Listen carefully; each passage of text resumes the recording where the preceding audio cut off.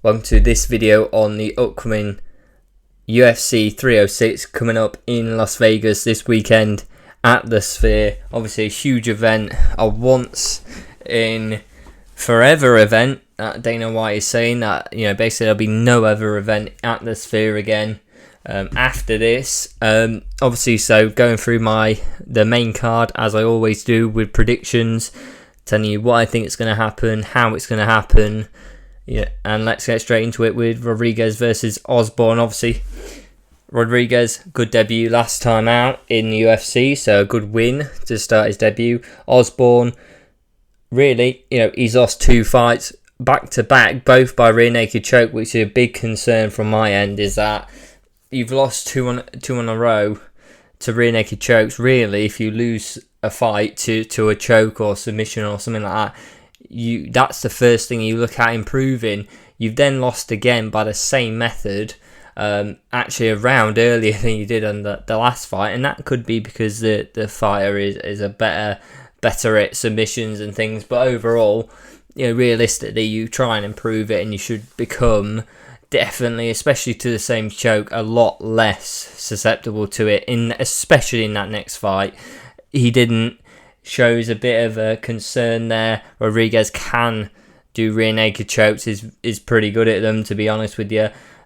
Won by it in his last fight, which is just showing this was a bit of a concern for Osborne. Really, Rodriguez isn't looking for the takedown, but I do think Rodriguez will do it on the feet. Osborne will look for a takedown at some point, and Rodriguez will use something to get a submission. I think Osborne is susceptible once he's been on the feet, once he's tried to get people down, to getting choked out in this fight especially. He's had problems on the ground with submissions before. I can see it happen again, especially with Rodriguez. Probably hurting him on the feet beforehand. I think it becomes a problem. So I do think he could get it done by a rear naked choke again. It would be really concerning if he gets choked out again. I think it could be a different submission, but I do think Rodriguez gets it done on the feet. It goes down to the ground, submission's locked in, or Osborne likely goes for a takedown after he's been hurt, and it starts from there, going real backwards for him. So Rodriguez, by submission I've put down, but it could easily be a KO TKO if he doesn't actually manage to survive the punches that he takes before he tries to take down, in the sense of my scenario. So could be a bit of both. I'd probably say submission is my pick, and that's the pick I'm going for, but don't be too surprised if he actually gets a KO TKO and he doesn't even make it to the ground before that. So next fight, on to the next fight, Zellhuber versus Ribovic. Obviously, a long reach advantage for Zellhuber in this fight, and height, with a good combo, very good takedown defense. Having that's a great combination for a fighter to have in stats. Is that a big, good on the feet? Obviously, is on the feet, tries to stay on the feet. That's how he wins. Good reach, good height, and then also having great percentage of takedown defense is amazing for him to have, and really shows me that actually he keeps it on the feet, can keep it range enough, and if people do go for the takedown, he stops it and keeps it where he needs it to be. Ribovic, problem here could be that he can mix it up. He's good on the feet, he's very good on the feet, and can mix it up to get it to the ground. So Zellhuber, has he had the problems on the feet that really stop him from just instantly being very confident on the feet and just waiting for someone to go for the takedown, and he defends it? That's a part of the problem or the algorithm to figure out. But in my personal opinion, I do think Zellhuber gets it done. I think it's very close. So I think a lot of people are going for Ribovic. Zellhuber is also being picked as well. So I think it's pretty much, I don't know what the percentages are, what people are picking, but it's not totally one way or the other. There's no major definitive answer to this in people's eyes as a prediction. And in my eyes there isn't. But I think Zellhuber gets it. I think he's got advantages in the stats. I think the reach advantage is really important here. 8-inch reach advantage is a lot to get past with Zal Huber at least having a sort of technical ability to stop takedowns. And that reach, you're going to have to go for a few punches to get to him if you want to stay on the feet, which I think is probably where it's going to stay, at least for the first part of the fight. And I think, does Zal Huber have the power to touch you and go, look, do you really want to be trying that again, and really sort of punish you for trying to come inside that 8-inch reach advantage? Yeah, I think he does. So I think he gets it done by decision, Zal Huber, but very close. I think a lot of people picking the other way as well. On to the next fight. Obviously, this fight was meant to happen at a previous UFC event, UFC 303. Ortega and Lopez. Obviously, this fight, Ortega had to pull out of because he didn't make weight, and I think it was quite... I'd have to have a look, but I think it's quite extreme at the time from what I remember, at least, that he pulled out and Dan Ige came in. Very, very late notice and very, very unprofessional by Ortega coming in that late with a weight problem. It seems extraordinary that he did that. Lopez also, obviously got that fight done. People are sort of saying, okay, did he do great against Dan Ige? Not really, he got the job done, but yes, he had problems. But overall, it's very hard to predict how well he did, really, because he got the win in a problem fight where literally he just changed up opponent, changed up the guy, whereas Ortega's looking to get you on the ground and things. Okay, he's striking, probably Lopez will deal with.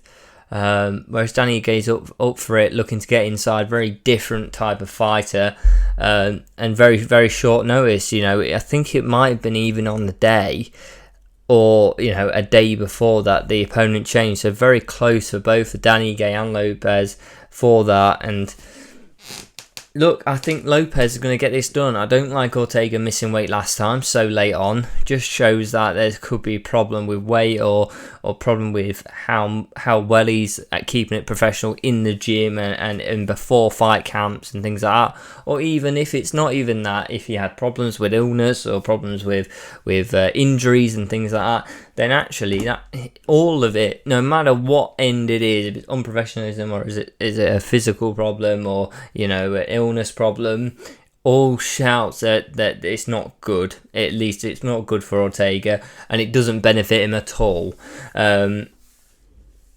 I think the big reaching is a big advantage for Lopez. I think he showed he can do it on the ground, he can do it on the feet, that reach advantage, even if he may be against Ortega, maybe slightly back on the feet. Maybe that could happen. Not saying it can't, but the reach advantage helps him out slightly and gives him a slight bit of advantage where, look, you don't need to be as fast as Ortega. You can hit him when he can't. And actually, if you're going from he's got to get that extra inch in to hit you, you can fire off quicker. You can fire off earlier, making you actually quicker than him, even if he does have a speed advantage over you. Do I think he does? My personal opinion, Lopez beats him on the feet and beats him on the ground. I think he makes it look very good for himself in this fight. I think Lopez actually, where Ortega probably has the advantage over some people, is that he mixes up on the feet, and if he gets a problem, look, he's good enough on the ground to get something going there. I think Lopez just dominates him. I think if Lopez will hurt him on the feet, and I think Ortega will probably, and I've got the suspicion Ortega will try and keep standing up, because he knows Lopez will ragdoll him on the ground. Not even that, but like get him in submissions quick and latch it up, and it looks easy on the ground after he's been hurt. I think he just had, Ortega's plan is just to get in there, get in close, and get the hooks in, get the job done. And if he hurts Lopez, maybe he can switch it up. But if Lopez is fresh, I don't see it happening on the ground at least. Jab goes out there, I think, by Lopez early, gets in Ortega's face, and I think Ortega's already getting pushed back or getting pressured on him, and I think it just causes Ortega to make mistakes from early. From halfway through the first round, he's starting to look uncomfortable with the pace, uncomfortable with the style of fight that Lopez has got, and I think Lopez gets it done by submission. I think Lopez really controls it, to be honest with you. He keeps him at range. Ortega tries to rush in sometimes. Lopez isn't really bothered, catches him with something later on in the first round. Second round comes along, probably catches him with something else or just slightly stuns him with something. Ortega goes for the takedown. Lopez latches it up and gets the submission in that fight. On to the co-main event, the first title fight of this card. Grasso versus Shevchenko 3. Obviously had 2 meetings before this fight. Shevchenko winning the first fight up till the point where Grasso got it done. And then the second fight, very close between the two of them, but really it was resulted in a draw. Looking at the scorecards, and please look back at them again. One judge did Grasso, one judge did Shevchenko, and then one judge named it as a draw. And in that draw card, there was a very odd 10-8 in that last round for Grasso. So, did Shevchenko win? Did Grasso? Was there a draw? Who knows? All we know is that actually, physically it was a draw. Shevchenko is a good wrestler. She has a great advantage over them 2 fights, and you can see it on the ground if needed. I think that mixing up ability is very important in this fight. Grasso, obviously always learning. I think who has grown most from their first fight to now a third fight between the two of them. Grasso, definitely. I think Shevchenko is not developing anywhere near as fast, if developing at all. I think she's quite at the pinnacle where she's going to get to in this sport at the level she's at, which, I mean, honestly, is championship level, of course. But Grasso is still improving, is trying to keep going and improving her skills. She has places to go. She has things to do, like on the ground. She can make improvements. I don't see that from Shevchenko. I see she's at the sort of top of her game, and there's not really much room for her to move on and upwards from here. Partially due to age, that becomes a factor. She's been at the top of the sport for a very long time, went through a lot of fights, a lot of 5-round fights, a lot of places where she's been hit. She's took fights and cutting weight and training, sparring takes it out of you more than anything. So I think that's partially a problem for Shevchenko. I think in this fight, though, at least for now, Shevchenko gets this done. I think the ability to mix it up, get on that ground where she does have an advantage if needed. She'll feel Grasso out for the first round and see, look, can I stand with her? Can I do something on the feet where I really like to be? And if not, let's cause her to wear herself out a bit for the second and third, get in championship rounds, get her worn out, and let's see again if I can do something on the feet. I think that's the important mix-up that Shevchenko can do. I think it's a tough one between the two. I think Grasso can have it. It depends how much Grasso's improved from the second fight to the third fight. I don't think Shevchenko has, and this is the point of it. It could become a problem with this prediction. Is that, look, Shevchenko's staying still, but how much is Grasso bridge that gap? She was close, but it really depends on how far Grasso was up there now, and if Shevchenko uses a new game plan after 2 fights with her, she has enough data now.